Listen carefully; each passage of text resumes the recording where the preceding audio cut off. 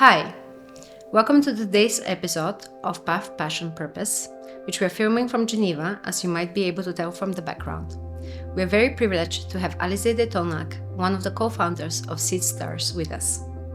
We are going to explore the topic of social entrepreneurship and actually building a successful startup, if it's still a startup, because at this stage it's actually much bigger than that, as well as motherhood, something new we're bringing to the episode. Welcome, Alisée. Thank you for having me. We are very happy that you're here today with us. So let's dive straight into it. Could you tell us a little bit about your journey? Like what brought you to where you're today and in your as well family as well as also professional journey here? Yes. So there's this famous moment that I've kind of romanticized over the years, but there are probably many moments that led me to this decision. 10 years ago, I was working in corporate, so in a cosmetic company, and I felt like I had made the right choices because I was very academic, very CV oriented. So I wanted the nice title, the big company, the big brand. I wanted a clear career path. So I thought these were all the boxes you had to tick to have a successful and happy career. And 2 years in this opportunity, I quickly realized this cannot be my path for the rest of my life because I don't find my purpose. And that was something suddenly that became very relevant. And the story goes that I come across this Nike commercial where they were putting many different inspirational quotes. And one that came up was one of Eleanor Roosevelt that says, "Do one thing every day that scares you." And I was so shocked and disappointed in myself because I was doing nothing that scared me. And that in many ways was the trigger. I printed it. I put it in my office. I put the quote at home. And it became kind of my motto in the next month to get out of this, to get outside my comfort zone. And this is where I've been extremely fortunate is I came across my co-founders. And so I kind of I got lucky the first time around in my entrepreneurial journey, and we started Seedstars, and 10 years later, here we are. I can really relate to that because on a similar different path, I came across a quote from Karl Lagerfeld, surprisingly, saying, "Would you like to meet yourself and have dinner with yourself?" And at the time, I was a very tech wealth management lawyer, and I realized if you wanted to talk to me about wealth management or tax, I'm the person to talk to. But I had forgotten my interests. And so I wouldn't have wanted to sit down at the table with myself. Really, yeah, that's a good way. And that really shocked me because I felt like there's so much more. How do I find my passion? So speaking about passion, what about the company made you decide to actually embark on that journey? Because I'm sure you had many choices. Yeah. And what is it about the path you're on that you're today on? I guess if I want to be really honest, at that time, what struck me was the confidence that my co-founders had in their capabilities to execute whatever they wished for themselves. Because I remember when I met one of my co-founders, Pierre-Alain, and even Michael, in many ways at different moments, he was saying like, okay, before 30, I'm going to do this and this. I want to understand entrepreneurs around the world. And I was like, okay, yeah, we all want to do a world tour. But come back to reality. And I was looking at him as a strange animal, and he was looking at me like, poor her, like what a strange animal you are to not even believe in yourself. So they really drove the vision of what Seedstars could become, which was initially a gut feeling. So in 2013, when we started, we ultimately wanted to figure out how we could support entrepreneurs. We initially wanted to do it in Switzerland, but then traveling around the world. So we did a world tour. I embarked in a journey for 10 months in 2013 in 20 ecosystems. it became this gut feeling of, oh my God, we have to be in these markets. We have to help these ecosystems. There's an untapped opportunity. There's unbelievable talent. And it's extremely gratifying for us because we feel like we're having this immediate impact in supporting these different entrepreneurs.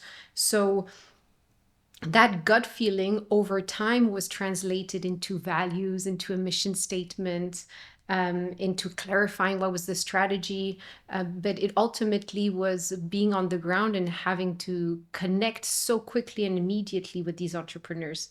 And thanks to the vision of my co-founders. So tell us a little bit more about your work for a moment. What do you guys actually do for the ones who don't know on the absolutely. podcast? So Seedstars, we have a mission to impact people's lives in emerging markets. And what we feel is 10 years ago, there really was this trend of emerging market, which had always been considered kind of the rest of the world, was kind of taking on a central place in terms of population, GDP growth. And there was all these really attractive indicators of wanting to meet and support these different industries and entrepreneurs. So there's the rise of emerging markets. There was the real democratization of technology, which allowed an entrepreneur anywhere in the world to potentially launch their own business across industries. And in these markets, because there were so many deficiencies on simple services that you don't even consider in Europe, there was huge opportunity of impact in healthcare, education, financial services, and other sectors. And finally, there was really a global movement, and it wasn't a rich country construct. It was a global movement of a next generation that really believed, or at least wanted to test, how could profit and purpose go hand in hand. So also really this push and awareness of, today we talk about social enterprises, impact organizations, whatever the term, but fundamentally a sense of how could we scale purpose-driven organizations. And these entrepreneurs were coming from all around the world. And so we wanted to meet these trends and fundamentally support these entrepreneurs to build these hyperscale companies around the world so that we can impact the citizens and elevate their lives and have them lead more dignified lives. It started by building a community. So now today we have a team that runs Seedstars programs where we work with public-private organizations to push entrepreneurial programs and help wannabe entrepreneurs and entrepreneurs be able to launch their business, scale their business, fundraise for their business. And so we currently have a large program in Africa to support women-led enterprises, like we focus on a care industry accelerator in South Asia. So we have 30 programs running every year, more or less. And then we have Seedstars Capital, which is our investment arm. So we started investing kind of out of our balance sheet, and then every year we started to get a bit more professional, but in 2019 we really started. Today we have a portfolio of over 100 investments in 40 countries across different sectors. And we also invest and support in fund managers. So we're starting to really build an investment arm so that we can continue and support the journey of these entrepreneurs. And 2 years ago, we launched Seedstars Academy, because there's such a talent pipeline issue. And so now we run schools, different training programs, from 2-year physical schools in Ivory Coast to 6 months upskilling programs a bit across the world. I love your work. Absolutely amazing. If I may, can I come back to the comment you made about confidence? Yes. How did you, if I may ask you, how did you find your confidence in doing what you're doing? So, if I had to, I have a heavy imposter syndrome, which I've always had. And until I researched it more, I really thought it was a gender issue. So I thought it was linked to my hormones. And the more I researched it and leading women took a stance on it, the more I understood it's also a socioeconomic construct of what I've been told since young. But for whatever reason, the consequence is I do have an enormous imposter syndrome. So when I'm asked the question, how did you build your confidence? I'm not sure I'm the most confident person. What I realized, I think 6 years ago, was my best chance at thriving with myself was to put the right tools around me. So I have this go-to strategy for any opportunity where, or any challenge where my imposter syndrome builds up, and I have 3 people on speed dial on my phone that I call. And they're like, okay, Alisee, remember, this is how you treat things. Step down. You're actually really good. You can do this. So they help me rationalize, I'll never say yes or no to anything on the spot. I'll always sleep on it. So there are different mechanisms I've put in place to resemble to someone that is confident. But yeah. And thank you for being so honest and authentic. And you're not the only one with that syndrome. I think actually many very successful people, according to the research, have it. Yeah. It's also a driver of exactly of wanting to do more and better. And it's very interesting because yesterday we had actually a dance members atelier, and one of the things we talked about is that when you forget why you're doing what you're doing, or when you get over challenged, it's very important to know the people to call to remind you when you do. I think having the right ecosystem or humans around you is life essential when you're trying to do change, because change is hard and you'll get challenged. I really believe yourself is equated to the sum of the people that surround you. So I do not give a lot of credit to my independent thoughts or actions. I am really the sum of those that surround me. I've been fortunate to grow up in a family that really nourishes and builds me. So I have a very strong foundation. And starting by choosing my life partner and key people around me, it's been very, I don't want to say it's been calculated, but I've been very conscious about this, that they will equate to my success.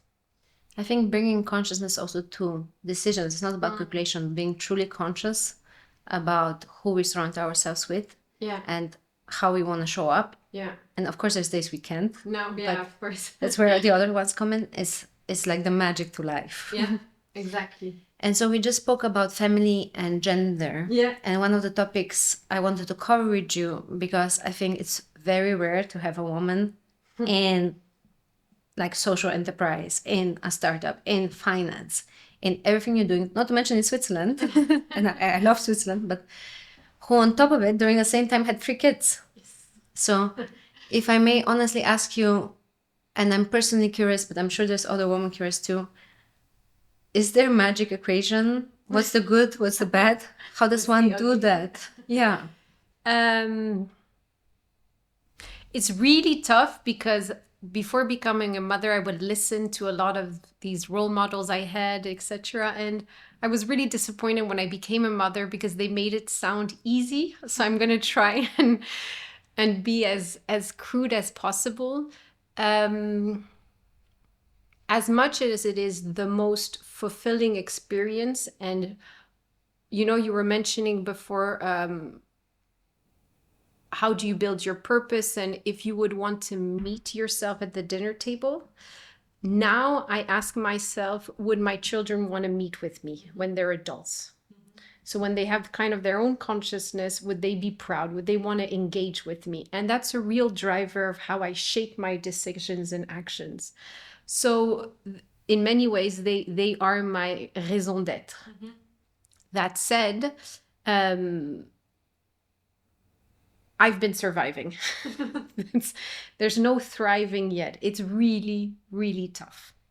And some elements that worked for me is I think I chose the right partner. So my biggest feminist act will forever be the person I chose to do my life with, because without his support, I don't think I could have done it. So that's very important. The fact that I have an unbelievable support system and that I believe the happiness of my children will depend on the village and not me. And that's really tough as a parent, mother and father, because it's something that's more and more shared now, the role of the family. it's one thing to intellectualize it. It's another thing to really accept that it's okay, that you're not the one in control of everything. So I have this unbelievable support system. I take super advantage of the nurseries, the after school care. We have an unbelievable nanny. So it's unbelievable grandparents. So it's really a whole ecosystem that are shaping my children. And figuring out, the lucky thing about having 3 is you get better with experience. It's all about experimentation. So sorry to my first child. And you start understanding what type of parent you want to be. And in that, there is comfort that you are the right person for them and that you can help them. You can decide what is quantity versus quality for you. How do you shape your relationship with them? All that with the emergency of a company. And I have it easy compared to most mothers because I'm one of the founders. So there was no pressure. There was no internal pressure, and I could come in and out. Of course, when it's your company, you do more than most people, but my partners never made me feel less. Somehow, because of society, because of the pressure that I put on myself, I felt, and I worked double mentally. You feel like you can't fail. You can't fail. And that I have no answer to it. You just go through it and it does get better. And you are a bit less sleep deprived over the years, but it's tough. I feel like the story we're sold when we are young is that life is only about this like picturesque, perfect journey. Yeah. And when it gets hard or difficult or failure comes, uh-oh. But actually, I think the magic about life is a little bit about embracing actually the hard journey. And that's really where we strive and where things come. So I'm really grateful for your honest answer. I feel compelled to ask the last question, which I haven't asked anybody yet on this podcast, which is you said like how you show up as a parent. Yeah. But I'm just curious, how do you want to show up as a parent? I think that's really interesting. So it's big question marks because my kids are very young. And so I guess there's still some interrogation about this.